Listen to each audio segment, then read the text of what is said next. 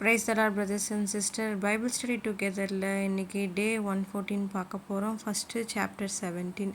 அதுக்கு முன்னாடி இன்னைக்கு நான் ஒரு 3 o'clock போல் தூக்கத்துலேருந்து எந்திரிச்சிட்டேன். அப்போல அந்த டைம்லேருந்தே எனக்கு தூக்கமே வரல.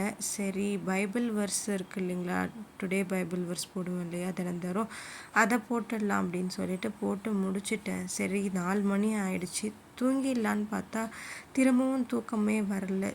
ஓகே, நம்ம பைபிள் படிக்க ஆரம்பிச்சிடலான்னு சொல்லிட்டு நான் ஒரு 4:15 போல் நான் உட்காந்து பைபிள் படிக்க ஆரம்பிச்சிட்டேன். ஒரு 5:45 போல் படித்து முடித்தேன்.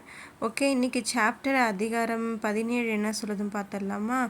இதில் துன்பத்தை பற்றி பேசுகிற இந்த அத்தியாயம் யோபுவின் கடுமையான வலி, அவரது விரக்தி மற்றும் அவரது நண்பர்களின் கேலிக்கு முன்னால் அவர் அனுபவித்த நம்பிக்கையின்மை உணர்வை சித்தரிக்கிறது.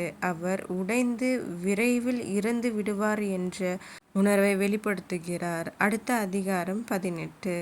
இதில் யோபுவின் உணர்ச்சி வெடிப்புகளுக்கு சுகியனான பில்தாத் அவரை விமர்சிக்கிறார். மேலும் யோபுவின் துன்பம் அவரது சொந்த துன்மார்க்கத்தின் விளைவாகும் என்றும் இது இருள் மற்றும் பாழடைந்த இருண்ட எதிர்காலத்திற்கு வழிவகுக்கும் என்றும் கூறுகிறார். அடுத்த அதிகாரம் 19. இதில் யோபுவின் ஆழ்ந்த துன்பம் மற்றும் கடவுள், நண்பர்கள் மற்றும் குடும்பத்தினரால் நிராகரிக்கப்பட்ட உணர்வு, ஆனால் அவர் எதிர்கால நியாயப்படுத்துதலுக்கான நம்பிக்கையையும் மீட்பர் மீதான நம்பிக்கையையும் வெளிப்படுத்துகிறார்.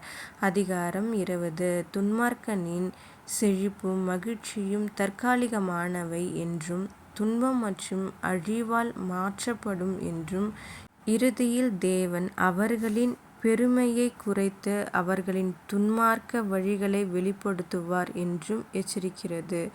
ஓகே பிரதர்ஸ் அண்ட் சிஸ்டர், நம்ம ஜெபம் பண்ணி இந்த வீடியோவில் முடிச்சுக்கலாம். அப்பா பிதாவே, உமக்கு ஸ்தோத்திரம். இயேசுவே, யோபு உங்கள் மீது வைத்திருக்கும் விசுவாசத்தை போல நாங்களும் என்றும் உங்கள் மீது விசுவாசமாக இருக்க கிருபை செய்யுங்க இயேசுவே.